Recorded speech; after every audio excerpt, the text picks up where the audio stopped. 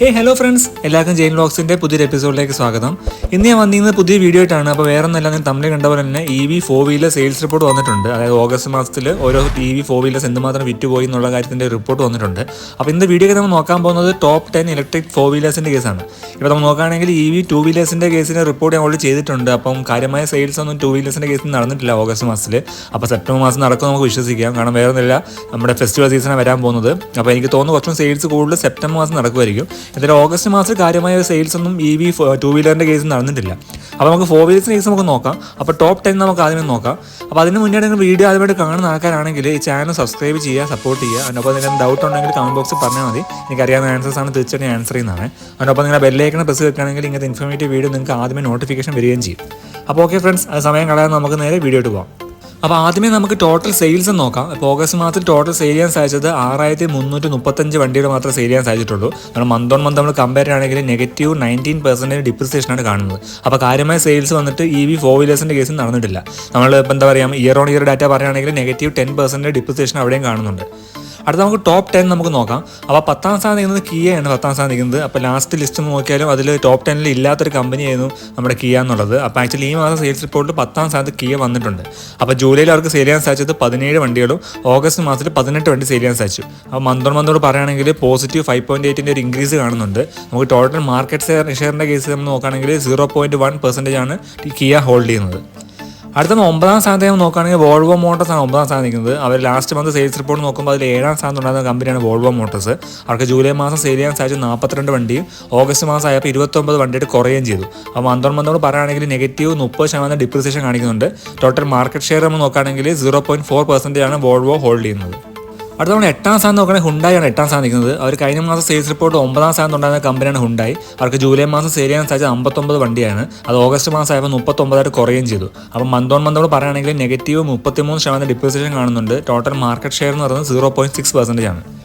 അടുത്ത 7ാം സ്ഥാനം നോക്കുകയാണെങ്കിൽ മെർസിഡസ് ഇന്ത്യയാണ് 7ാം സ്ഥാനം നിൽക്കുന്നത്. അവർക്ക് ലാസ്റ്റ് മാസം വന്നിട്ട് 8ാം സ്ഥാനം നടന്ന കമ്പനിയാണ്. അപ്പോൾ അവർ മുന്നിലേക്ക് ഒരു സ്റ്റെപ്പ് വന്നിട്ടുണ്ട്.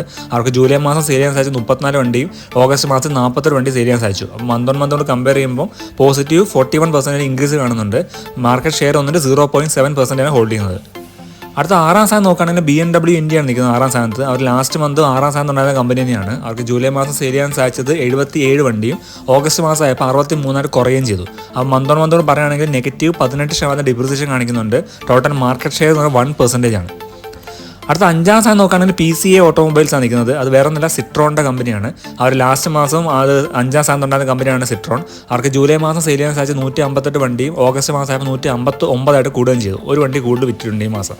അപ്പം മന്ത് ഓൺ മന്ത് പറയുകയാണെങ്കിൽ പോസിറ്റീവ് 0.6 ഗ്രോത്ത് കാണുന്നുണ്ട്. മാർക്കറ്റ് ഷെയർ വന്നിട്ട് 2.5% ആണ് ഹോൾഡ് ചെയ്യുന്നത്. അടുത്ത നമ്മൾ 4ാം സ്ഥാനം നോക്കുകയാണെങ്കിൽ BYD ഇന്ത്യയാണ് 4ാം സ്ഥാനം നിൽക്കുന്നത്. അവർ കഴിഞ്ഞ മാസം 4ാം സ്ഥാനം ഉണ്ടായിരുന്ന കമ്പനി തന്നെയാണ്. അവർക്ക് ജൂലൈ മാസം സെയിൽ ചെയ്യാൻ സാധിച്ചത് 354 വണ്ടിയും ഓഗസ്റ്റ് മാസം ആയപ്പോൾ 209 കുറയുകയും ചെയ്തു. അപ്പോൾ മന്ത് ഓൺ മന്ത് നമ്മൾ കമ്പയർ ചെയ്യുമ്പോൾ -40% ഡിപ്രിസിയേഷൻ കാണുന്നുണ്ട്. അപ്പോൾ ഏറ്റവും കൂടുതൽ ഒരു ഡിപ്രിസിയേഷൻ ഉള്ള വണ്ടി വന്നിട്ട് BYD തന്നെയാണ്. 40% ഡിപ്രിസിയേഷനാണ് കാണുന്നത്. അവർക്ക് മാർക്കറ്റ് ഷെയർ എന്ന് 3.3% ആണ്. അടുത്ത നമ്മൾ 3ാം സ്ഥാനം നോക്കുകയാണെങ്കിൽ മഹേന്ദ്രയാണ് 3ാം സ്ഥാനം നിൽക്കുന്നത്. കഴിഞ്ഞ മാസം മഹേന്ദ്ര തന്നെയാണ് തേർഡ് നിന്നത്. അവർക്ക് ജൂലൈ മാസം സെയിൽ ചെയ്യാൻ സാധിച്ച 508 വണ്ടിയും ഓഗസ്റ്റ് മാസം ആയപ്പോൾ 317 കുറയുകയും ചെയ്തു. അപ്പോൾ മന്ത് ഓൺ മന്ത് പറയുകയാണെങ്കിൽ -37.5 ഡിപ്രിസിയേഷൻ കാണുന്നുണ്ട്.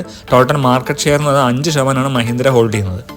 അടുത്ത ടോപ്പ് 2 നോക്കുകയാണെങ്കിൽ 2ാം സ്ഥാനം നിൽക്കുന്നത് MG ഇന്ത്യയാണ്. അവർ ലാസ്റ്റ് മന്തും MG ഇന്ത്യയാണ് 2ാം സ്ഥാനം നിന്നത്. അവർക്ക് ജൂലൈ മാസം സെയിൽ ചെയ്യാൻ സാധിച്ചത് 1596 വണ്ടിയും ഓഗസ്റ്റ് മാസം ആയപ്പോൾ 1353 കുറയുകയും ചെയ്തു. അപ്പോൾ മന്ത് ഓൺ മന്ത് പറയുകയാണെങ്കിൽ -15% ഡിപ്രിസിയേഷൻ കാണുന്നുണ്ട്. മാർക്കറ്റ് ഷെയർ 21% അവർ ഹോൾഡ് ചെയ്യുന്നത്. അപ്പോൾ ഫ്രണ്ട്സ്, ഫൈനലി 1ാം സ്ഥാനം നോക്കുകയാണെങ്കിൽ ടാറ്റ മോട്ടോഴ്സ് ആണ്. അപ്പോൾ ഇതിൽ 1ാം സ്ഥാനത്ത് ടാറ്റ മാറിയിട്ടില്ല. അപ്പോൾ ടോപ്പ് പൊസിഷനിൽ എപ്പോഴും ടാറ്റ നിൽക്കാറുണ്ട്. അവർക്ക് ജൂലൈ മാസം സെയിൽ ചെയ്യാൻ സാധിച്ചത് 5026 വണ്ടിയും ഓഗസ്റ്റ് മാസം ആയപ്പോൾ 4085 കുറയുകയും ചെയ്തു. അപ്പോൾ മന്ത് ഓൺ മന്ത് നമ്മൾ നോക്കുകയാണെങ്കിൽ -18.7 ഡിപ്രിസിയേഷൻ കാണുന്നുണ്ട്. Total market share 64% Tata hold ചെയ്യുന്നത്. അപ്പോൾ ഏറ്റവും കൂടുതൽ മാർക്കറ്റ് ഷെയർ ഹോൾഡ് ചെയ്യുന്നത് ടാറ്റ മോട്ടോഴ്സ് തന്നെയാണ്. അപ്പോൾ മൊത്തത്തിൽ നമ്മൾ നോക്കുകയാണെങ്കിൽ EV സെഗ്മെന്റിൽ കാര്യമായ ഒരു ഗ്രോത്ത് കാണിക്കാൻ സാധിക്കാത്തൊരു മാസമാണ് ഓഗസ്റ്റ് മന്ത്. അത് 2 വീലർ ആയിക്കോട്ടെ 4 വീലർ ആയിക്കോട്ടെ ഒന്നും കാര്യമായ സെയിൽസ് നടന്നിട്ടില്ല. പക്ഷേ സെപ്റ്റംബർ മാസം അങ്ങനെ ആയിരിക്കത്തില്ല നമുക്ക് വിശ്വസിക്കാം. കാരണം വേറെ ഒന്നല്ല, ഫെസ്റ്റിവൽ സീസണാണ്. അപ്പോൾ ധാരാളം ഓഫേഴ്സ് എല്ലാ വണ്ടിയും കൊടുക്കുന്നുണ്ട്. അപ്പോൾ 2 വീലർ ആയിക്കോട്ടെ 4 വീലർ ആയിക്കോട്ടെ ധാരാളം ഓഫേഴ്സാണ് സെപ്റ്റംബർ മാസം വന്നുകൊണ്ടിരിക്കുന്നത്. അപ്പോൾ അടുത്ത മാസം സെയിൽസ് റിപ്പോർട്ട് കാര്യമായിട്ട് ചേഞ്ച് വരാൻ ചാൻസ് ഉണ്ട്.